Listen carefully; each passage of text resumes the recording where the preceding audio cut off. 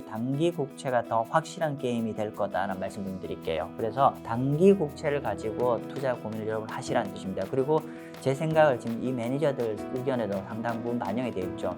거의 단기 금리 내려가는 게 거의 확정적이다. 왜냐하면은 네, 안녕하세요. 마경환입니다. 오늘은 제가 이제 매달 한 번씩 발표되고 있는 글로벌 펀드매니저 서베이 자료, 즉 뱅크 오브 아메리카에서 전 세계 펀드 매니저 한 200명 대상으로, 그리고 이들이 운용한 자산은 거의 한 700~800조 원 정도 되는 친구들이죠. 이런 친구들이 현재 주요 투자 이슈에 대해서 어떻게 생각하는지를 제가 이제 분석해 나온 자료인데요. 제가 오늘 이 시간에는 이제 이번 1월 달 지난주죠. 오늘 촬영일이 오늘 1월 24일 같은데요. 그 지난주에 발표된 자료입니다. 그래서 중요 내용 중에서 이제 뭐 내용이 좀 많은데 그 중에 우리가 구독자님들이 몇 가지 좀 참조하면 도움이 되겠다 싶은 자료를 몇 가지 제가 좀 좀 추려서 설명을 좀 드리고자 합니다. 자, 첫 번째는 어떤 얘기냐면은 지금 뭐 금년에 리세션 올 거냐, 소프트 랜딩 될 거냐, 뭐 이런 견해가 많은데, 이게 결론은 이제 금년에 이 제목은 글로벌 펀드 매니저들 중에서 이제 금년에 소프트 랜딩 될 건지 아니면 경착륙 될지에 대한 의견을 물어봤더니만 거의 지금 한 70~80%, 한 80% 육박하게 금년 안에, 향후 12달 안에 글로벌 경제가 리세션은 들어가지 않고 소프트 랜딩 내지 노 랜딩 정도에 머무를 거다. 그리고 경기 침체에 들어가겠다는 건 한 17% 의견입니다. 뭐 전달 대비해서도 사실은 이제 하드 랜딩 뷰는 좀 더 줄어들었고 소프트 랜딩 내지 로 랜딩이 좀 더 많아요. 한 80%가 육박됩니다. 참조하십시오. 이렇게 약간은 이제 경착륙보다는 좀 소프트 랜딩이나 하드 랜딩 쪽 뷰가 조금씩 더 많아지고 있다라는 걸 참고하시면 될 것 같고요. 그리고 두 번째로는 어떤 얘기냐면은 향후 12달 안에, 그러니까 금년도에 12달이니까 금년 1월 달이니까 2024년 연말까지 중국 경제가 좀 더 회복돼 더 강해질 것 같냐라는 질문입니다. 그랬더니만 지난 1월 달만 하더라도 거의 10 중에 8명의 매니저들이 이제 중국 경제 앞으로 좀 더 회복세를 보일 겁니다라는 견해가 많았는데 이게 계속 줄어들었어요. 계속 줄어들어서 금년 1월 달엔 드디어 이제 마이너스 1%입니다. 마이너스 1%라는 거는 향후 12달 동안에 중국 경제가 회복되겠다는 의견보다는 오히려 회복 기대하기 어려울 거라고 보는 뷰가 더 많다는 뜻이죠. 좀 더 자세히 보면은 중국 경제가 오히려 약해질 거라고 전망한 사람이 거의 21개월 만에 처음이니까 22년 초반 이후에 거의 한 2년 만에 오히려 중국 경제가 회복이 아니라 오히려 약해질 거란 견해가 더 많아졌다로 바뀌었습니다. 여러분 참고하십시오. 그리고 금년도 이제 미국 국채금리, 우리가 채권을 많이 투자를 하고 채권을 주로 다루다 보니까 채권 금리 전망이 좀 중요하지 않아요? 그래서 글로벌 펀드 매니저들이 생각하기에 미국의 시장금리, 그러니까 시장금리는 크게 단기금리와 장기금리를 나눌 텐데 단기금리와 장기금리에 대해서는 좀 어떻게 생각하는지 한번 보도록 하겠습니다. 먼저 단기금리. 향후 12달 안에 단기금리가 내릴 것 같습니까? 라는 질문에 거의 100%, 뭐 90% 넘죠? 금년 1월 달에 보니까 거의 100% 정도 가까운 사람들이 사상 최대치입니다. 사상 최대치로 여기 보면은 레코드 하이라고 돼 있죠. 에더 레코드 하이라고 됐습니다. 그러니까 이 서베이를 조사한 이후에 사상 최고로 역대급으로 이제 앞으로 단기금리는 내려갈 거라고 기대하는 겁니다. 거의 모든 시장의 플레이어가 단기금리는 내려갈 거라고 봅니다. 참 여기 단기금리는 연준금리 아닙니다. 그러니까 시장금리로 한 2년 내외 정도 금리를 단기금리로 하죠. 그러니까 단기금리는 거의 모든 매니저들이 향후 금년 안에 떨어질 거라고 보는 것 같고요. 반면 장기금리가 앞으로 떨어지겠습니까? 라는 전망 여전히 높아요. 여전히 높습니다. 여전히 높긴 높은데 12월 달보다는 좀 줄어들었어요. 그래서 한 50% 초반대까지 조금 줄어들었습니다. 물론 이제 이걸 어떻게 해석해야 되냐면요. 0을 기준으로 0 근처로 가면은 앞으로 금리가 내려갈 거라고 생각하는 사람이 없다는 뜻이고, 위로 가면 갈수록 금리가 내려갈 거라고 기대하는 사람이 많다는 건데, 현재 글로벌 매니저들 중에서 뭐 100명이라면은 한 절반 이상은 아직도 장기 금리가 현재 레벨보다 더 떨어질 거라고 생각한다는 뜻입니다. 그런데 여기가 12월 달보다 약간 줄어들었죠. 12월 달부터 이렇게 장기 금리가 내려갈 거라는 거에 대한 컨센이 약간 줄어들었습니다. 자, 그래서 물론 이제 이게 뭐 글로벌 매니저들도 그때그때 시장 상황에 따라서 이렇게 된다고 영향을 받는다고 볼 수 있고요. 뭐 제가 이제 자주 제가 온라인 유튜브 세미나라든지 또는 이제 제가 최근에 온라인 세미나 요약 설명에서도 말씀을 좀 드렸지만 저희는 연초에 노동시장 데이터가 외관적으로는 좀 좋게 나올 거라 전망을 했고 그래서 장기 금리는 오히려 시장 예측과 달리 숏텀으로 좀 올라갈 거라 말씀을 드렸습니다. 아니나 다를까 이제 그런 것들이 이번 1월달 서베이에 일정 부분 영향을 준 것 같아요. 예, 그런 것 같고요. 자, 중요한 거는 이 그래프를 우리가 투자에 어떻게 활용할 것인가를 고민하셔야 되죠. 한번 정리를 해볼게요. 지금 보면은 글로벌 매니저들이 단기 금리는 거의 모든 매니저들이 향후에 떨어질 거라 전망하고 있고 장기 금리는 물론 반절보다 많지만 한 절반 조금 넘는 한 5, 60% 정도가 금리가 떨어질 거라고 전망을 하고 있어요.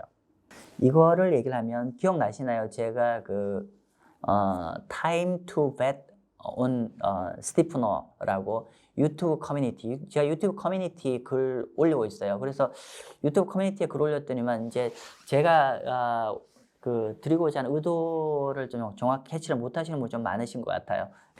무슨 말이냐면 스티프너는 뭐냐면은 좀 한번 그려볼게요. 이런 거예요. 스티프너는 이 자세한 내용은 유튜브 커뮤니티 보시면 될 것 같고요. 지금 현재 장단기 금리가 이렇게 되어 있잖아요. 이렇게 되어 있는데 근데 제가 나중에 이건 좀 자세히 다시 설명 좀 드릴 건데요. 이렇게 되고 있는데 어떻게 되냐면은 오히려 앞으로는 이런 방향으로 흘러갈 것 같다. 예를 들면은 2년 뭐 예를 들면은 10년이라고 하면은 장기 금리가 내려가는 것보다는 단기 금리가 내려가는 폭도 더 많아지고 내려갈 확률도 더 많다 그런 뜻입니다. 그래서 제가 계속 말씀을 드리는데 여러분들이 장기 국채만 가지고 자꾸 뭐 어떤 투자 고민을 하시는 것 같은데요. 저는 여러분들한테 그런 말씀 드립니다. 단기 국채, 오히려 단기 국채가 더 확실한 게임이 될 거다라는 말씀 좀 드릴게요. 그래서 단기 국채를 가지고 투자 고민을 여러분 하시라는 뜻입니다. 그리고 제 생각을 지금 이 매니저들 의견에도 상당 부분 반영이 되어 있죠. 거의 단기 금리는 내려가는 게 거의 확정적이다. 왜냐하면 단기 금리는 연준 금리에 연동이 되어 있어요. 그래서 금년 연준 금리 내려갈 거잖아요. 그죠? 그럼 연준 금리 내려가면은 클리어한 거는 단기 금리는 내립니다. 그러나 연준 금리가 내린다고 해서 장기 금리도 반드시 내린다? 물론 내리겠지만 거의 비례적으로 안 내린다는 말씀 좀 드릴게요. 그러면 이런 어떤 메커니즘을 투자에 녹이십시오. 채권 투자에 녹이십시오. 그 자세한 내용은 나중에 제가 따로 동영상을 만들어 설명드리겠습니다. 아무튼 그렇게 우리가 그런 투자 고민을 해야겠다는 걸 우리가 시사를 하는 것 같고요. 자, 두 번째 다음 내용은 뭐냐면은 다음 내용은 어떤 거냐면은 금년에 주식과 채권의 어떤 뭐 금리와 주식의 수익률에 가장 결정짓는 가장 중요한 변수는 무엇일까라는 질문입니다. 뭐냐 한번 볼게요. 첫 번째 내용은 이 내용은 뭐냐면은 한번 볼게요.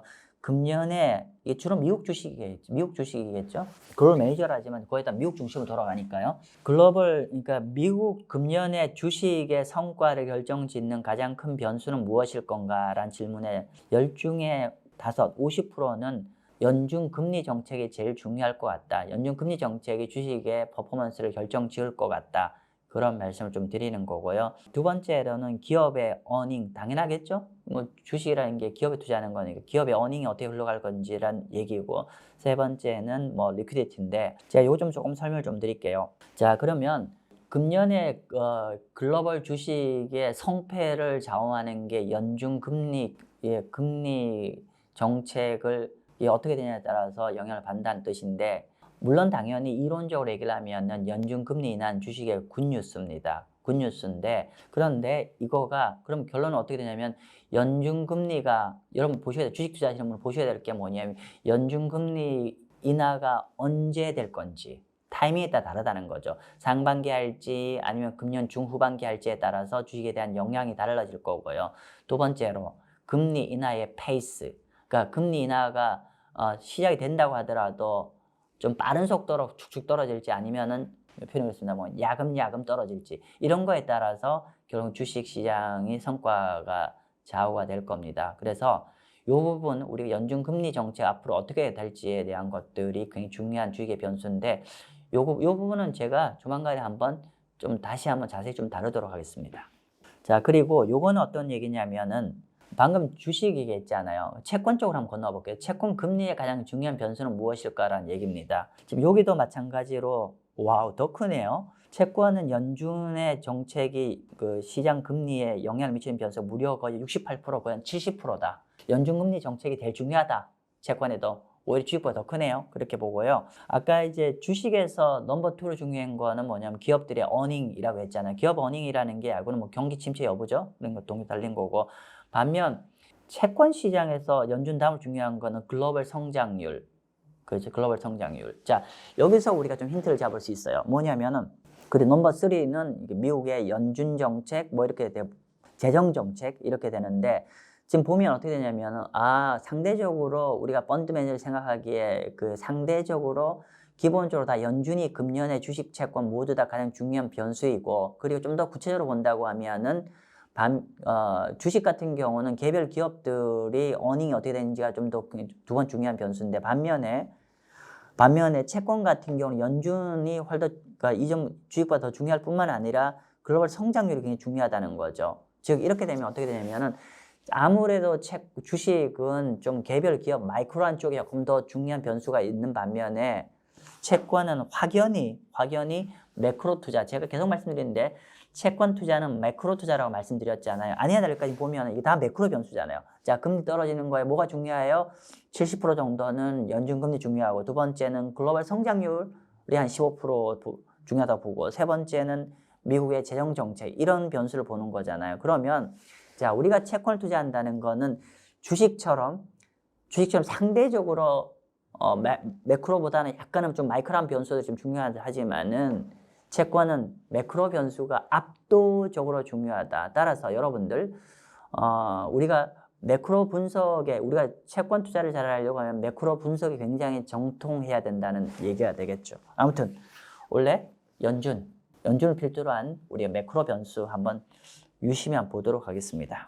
자, 그리고 지금부터는 좀 리스크를 말씀드리려고 하는데 리스크 크게 두 가지입니다. 하나는 뭐냐면은 신용 리스크라고 되어 있는데요. 제가 보면은 시스템 이벤트 리스크의 가장 큰 변수는 무엇인가라는 얘기입니다. 이거는 뭐냐면 시스템 리스크라는 건 아무래도 이제 신용이라는 게 금융 시스템, 금융기관을 포함한 금융 시스템에 가장 큰 충격파를 줄 요인들이 무엇인가라고 했을 때 이번 1월 달에는 지난달에 가장 큰 변수는 뭐였냐면은 중국의 부동산 시장을 가장 높게 봤는데 지금도 그 정도 보는데요.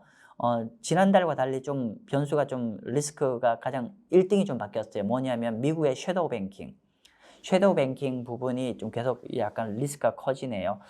이게 좀 여러분 좀 익숙하지 않으실 것 같은데 섀도우 뱅킹은 프라이빗 뎃이라고 예시를 하는데 프라이빗 뎃은 뭐냐면은 이거는 금융기관을 통하지 않고 그러니까 물론 금융기관을 통하는데 여기서 1금융권을 통하지 않고 기업이 대출을 받을 때 직접 투자자와 직접 대출 계약을 맺는 거 이게 사모대출 채권이거든요. 그래서 이런 것들이 현재 그러니까 미국 금융시장을 좀 혹여나 그러니까 망가뜨린다고 하면 이런 이제 미국의 섀도우 뱅킹 이슈와 두 번째로 중국의 부동산 이슈, 세 번째 미국의 우리가 상업용 부동산 이 세 가지가 가장 큰 미국의 금융 시스템, 그러니까 글로벌 금융 시스템을 딱 문제를 만드는 거에 중요한 변수다. 한 세 가지 정도 보네요. 아무튼 세 가지 우리 계속 좀 모니터링 할 필요가 있다는 거고 아무튼 지난달과 가장 큰 차이는 가장 중요한 변수 하나가 다시 새로 등장했다. 미국의 섀도우 뱅킹 이슈라는 거를 말씀 좀 드리는 겁니다. 근데 섀도우 뱅킹 이슈가 이렇게 쭉 이전과 달리 계속 올라가고 있다는 건 뭐냐면요. 제가 이제 자주 말씀드리는 건데 결국은 연준이 타이트닝을 오래 하다 보니까 이런 타이트닝 오래 한 부작용들이라고 보시면 될 것 같아요. 그래서 결국 연준의 금리 인하 시점이 굉장히 중요할 것 같아요. 생각보다 연준이 금리 인하를 늦게 하게 되면 어떻게 되냐면은 연준의 타이트닝 했던 시차 효과가 커지고 그러면 어떤 전반적 금융의 주름살이 더 커지는 거죠. 그래서 그런 주름살의 대표적인 게 섀도우 뱅킹 이슈들이죠. 이런 것들인 거죠. 그래서 아무튼 이제 지금 현재 봐야 될 것들이 이제 이런 이슈들인데 이런 모든 것들이 그러니까 상업용 부동산이나 뭐 중국 부동산 좀 다른 얘기지만 섀도우 뱅킹 이슈나 이런 모든 것들이 결국은 연준이 얼마나 빨리 금리 인하를 해서 이런 문제를 해소를 할 거냐가 중요한 관건이 될 것 같아요. 아무튼 그 생각보다 늦어지면 이런 이슈들이 더 부각이 될 거다. 이렇게 보시면 될 것 같고요. 자, 첫 번째는 금융 시스템에 우리가 딱 문제가 야기할 변수들이 무엇인가에 대한 얘기를 했었고요. 두 번째는 글로벌 글로벌 경제에서 우리가 테일 리스크 요인은 무엇인가? 뭐 제가 이전에도 설명드렸죠. 테일 리스크가 무엇인지. 발생할 확률은 굉장히 낮은데 이 변수가 발생을 하면 글로벌 경제가 상당히 힘들어지는 요인들은 무엇인가라는 질문이죠. 이 질문에 글로벌 매니저들이 가장 많이 답변했던 빅3가 있습니다. 빅3가 첫 번째, 1월 달입니다. 1월 달에 보았을 때 첫 번째 글로벌 지정학적 리스크가 악화되는 거. 계속 지정학적 리스크가 악화되고 있죠. 그래서 뭐 중동전이라든지 또 이란 우크라이나 전쟁이라든지 또는 뭐 중동 최근에 이란 이슈니까 그죠? 그런 것들이 첫 번째 글로벌 경제를 좀 충격을 줄 잠재적 요인이고 두 번째는 여전히 하드랜딩 이슈입니다. 여전히 경제 하드랜딩 이슈가 지난번에 좀 줄어들었지만 여전히 하드랜딩 리스크가 상존하고 있는 것 같아요. 그래서 글로벌 경제 하드랜딩 되면 그게 좀 안 좋아질 거라고 이제 이 글로벌 매니저들 관점입니다. 이렇게 보고요. 세 번째는 이전보다는 많이 줄어들었어요. 생각보다 높은 인플레이션 리스크. 근데 이게 10월 달 대비해 보면 10월, 11월, 10월, 제뉴얼이니까 계속 좀 줄어들고 있어요. 그러니까 여전히 이제 높은 인플레이션 리스크 요인도 테일 리스크 요인인데 아무튼 이게 추세를 보면 이전보다 많이 좀 줄어들고 있다라고 말씀드리겠습니다. 그래서 요 정도 정리를 하면은 금년 1월 달에 글로벌 경제 테일 리스크로 새롭게 가장 많이 등장한 거는 지정학적 리스크 부분이다라고 말씀드릴게요. 그래서 우리가 위험 요인 두 가지죠. 테일 리스크, 글로벌 경제 테일 리스크 요인을 말씀드렸고 이거는 글로벌 신용 위험의 리스크라고 했는데 이런 부분들은 좀 현재 시점에 어떤 요인들이 중요한 변수이고 또 추이가 어떤지는 여러분 계속 좀 모니터링 하실 필요가 있을 것 같아요. 그래서 신용 리스크 부분은 미국의 섀도우 뱅킹, 중국의 부동산 이슈, 그리고 미국의 상업용 부동산 이런 것들이 금융 시스템의 가장 큰 잠재 리스크 요인이고 글로벌 경제의 가장 큰 잠재 리스크는 1등은 뭐 1등이 볼 차이 없지만은 뭐 지정학적 리스크 악화되는 거랑 하드랜딩 이슈 뭐 이런 것들이 가장 좀 중요한 변수다라는 겁니다. 이런 변수 저희 마생투에서 계속 모니터링 해드리겠습니다. 그리고 이건 좀 주식 관련된 얘기인데요. 자, 이건 어떤 얘기냐면은 지금 이제 그동안 미국 주식이 대형주 특히 M7 주식 위주로 굉장히 그 시장이 주도를 해갔잖아요. 근데 그랬는데 매니저들한테 물어봤어요. 여전히 M7 그러니까 그 대형주가 소형주가 성과가 좋을 것 같냐라는 질문을 했습니다. 그동안은 지속적으로 이렇게 대형주가 더 좋을 거라고 많은 매니저 서베이를 했는데요. 이번 달에 좀 놀라운 결과가 났어요. 놀라운 결과. 자, 보면은 어떻게 했다? 이게 마이너스로 떨어졌어요. 마이너스로 떨어졌다는 얘기는 뭐냐면은 대형주보다 소형주가 더 좋을 거라고 보는 의견이 더 많아졌다는 뜻입니다. 자세히 볼게요. 보니까 지금 이렇게 소형주, 그러니까 정리를 하면 소형주가 대형주보다 더 좋아요라고 이제 하는 의견이 더 많다는 거고. 근데 이거는 언제적이냐면은 21년도, 그러니까 그 언제죠? 이게 21년도니까 2년, 3년 전. 그러니까 21년 7월 달 이후로 처음으로 대형주보다 소형주가 좋을 거란 전망이 더 많아졌습니다. 뭐 이거 설명은 한참 길지만은 뭐 그동안 굉장히 소외됐고 밸류에이션이 싸고 반면 대형주는 굉장히 각광을 받았고 밸류에이션이 비싸잖아요. 이건 뭐 부인 못합니다. 뭐 미래 성장 가능성 논외로 하고 일단 그렇게 봤을 때 뭐 그게 항상 쏠리고 차면은 기울지 않아요? 그렇게 보는데 어쨌건 간에 그동안 굉장히 오랫동안 소외를 받았던 소형주 그리고 저평가되고 있던 소형주에 대해서 글로벌 매니저들이 이번 금년 들어서 글로벌 매니저들이 굉장히 좀 본격적으로 관심을 갖고 있고 아니라고 최근에 러셀 2000인가요? 굉장히 좀 크게 또 올라간 기억도 있습니다. 그래서 여러분들 너무 에브리바디가 주목하고 있는 대형주만 보지 마시고요. 최근에 소형주에 대해서 글로벌 매니저들의 스탠스가 바뀌었다. 참고하십시오. 예. 자, 그리고 제가 이제 한 자리만 더 마치고 이제 오늘 제가 글로벌 매니저를 좀 마치려고 하는데 어떤 얘기냐면은 자, 요거는 어떤 얘기냐면은요. 연준이 상반기, 그러니까 연준 금리 인하인데 어떠냐면 상반기에 금리 인하한다는 가정입니다. 상반기에 금리를 만약에 연준이 상반기에 금리 인하한다고 했을 때 어떤 자산이 가장 좋은 수익을 보일 것 같냐는 질문입니다. 그랬더니만 이렇게 답변했네요. 롱듀레이션 테크가 가장 좋을 거라고 가장 많이 답변했습니다. 롱듀레이션 테크는 뭐냐면요. 기본적으로 현재 어떤 좋은 캐시플로우나 좋은 흑자를 내는 게 아니라 중장기적 비전이 지금 현재는 적자지만 나중에 가면 굉장히 큰 비전이 있고 메가 트렌드에 부합되고 그래서 중장기적으로는 굉장히 좋아지는 기업들이 롱듀레이션이죠. 좀 달리 얘기하면요. 롱듀레이션의 정확한 의미는 뭐냐면 캐시플로우가 미래에 많이 들어오는 기업입니다. 그죠? 그래서 그거를 듀레이션이 길다는 롱듀레이션이라고 하는데 뭐 잘 아시잖아요. 어떤 것 대표적인 게 바이오텍 그리고 재생에너지 뭐 이런 것들인 거죠. 이런 것들은 기본적으로 지금 당장은 적자지만 뭐 태양광이라든지 좀 계속 투자하다 보면 나중에 큰 수익을 우리가 글로벌 트렌드에 부합되니까 큰 수익이 날 거라는 게 대표적인 게 롱듀레이션인데 일단은 상반기에 선제적으로 금리 인하를 한다고 했을 때 금리 인하의 가장 큰 수혜는 여기 표현이 있네요. 롱듀레이션입니다. 그러니까 롱듀레이션 롱해라는 얘기죠. 그죠? 롱듀레이션 롱해. 그러니까 롱듀레이션 롱해라는 건 뭐냐면 굉장히 미래 캐시플로우가 좀 중요한 기업들을 사라는 뜻이죠. 앞에 롱과 뒤에 롱은 좀 다른 얘기예요. 롱은 사라는 여기가 이 뒤에 두 번째 롱은 긴 듀레이션의 뜻입니다. 아무튼 긴 듀레이션을 사라는 견해가 전체 25% 정리를 하면은 상반기 금리 인하를 하면은 10명 중에 어떻게 되죠? 한 25% 정도는 25% 정도 10명 중에 4명 중에 1명은 듀레이션 긴 주식을 사는 게 좋을 것 같습니다. 라는 답변이고요. 두 번째로는 새로운 뷰가 나왔네요. 이게 뷰가 아니라 좋은 얘기 나왔네요. 방금 앞 슬라이드도 같은 얘기네요. 밸류주 사라. 밸류주 어떻게? 가장 대표적인 밸류 주식이라는 게 스몰캡 그리고 은행주 리츠요. 그래서 요거는 이제 일반 다 M7만 보시고 계시잖아요. 근데 그게 아니라 지금 얘네들이 매니저들이 보는 주목하는 건 상반 금리 인하하면은 그동안 소외받고 있던 소외를 갖고 있던 이제 가치주, 소형주, 은행주, 리츠에 대해서 좋은 기회가 올 거라고 봅니다. 아이러니컬하게도 우리가 많은 분들이 상반 금리 인하하면 우리 M7 고민하잖아요. 자, 우리가 한국 투자자들 그렇게 얘기하잖아요. 상반 금리 인하면 야, 나 M7, 엔비디아, 마이크로소프트, 아마존 여기에 난 질러버릴 거야 라고 말씀 주시는데 글로벌 매니저 좀 생각이 좀 다른 것 같아요. 오히려 생각이 좀 다른 것 같습니다. 그러니까 그렇게 보는 거는 상반 금리 인하하는 거에 대해서 좋게 보는 거 M7에서는 예상외로 한 10%밖에 안 됩니다.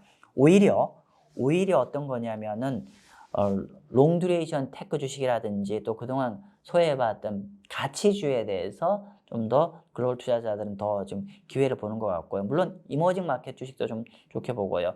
그리고 30년 장기 국채 금리에 대해서 지난달만 하더라도 한 25% 정도 10명 중에 한 25% 정도는 선호를 했는데 최근 좀 줄어들어 15%입니다. 그래서 30년 국채입니다. 엄청난 긴 주식 채권의 국채인데 뭐 물론 최근에 금리가 약간 리바운드 한 것도 반영된 건데 아까 제가 앞 슬라이드 말씀드렸지만은 너무 금리 인하하면은 뭐 단순하게 장기 국채 금리가 내려갈 거니까 거기에 풀벳 하자 그리고 TMF 지르자 너무 이렇게만 접근 안 하셨으면 좋겠습니다. 그래서 조금은 좀 델리게이트하게 좀 정교하게 접근하시면 좋을 것 같습니다. 금리 인하하려면 당연히 채권 좋은데요.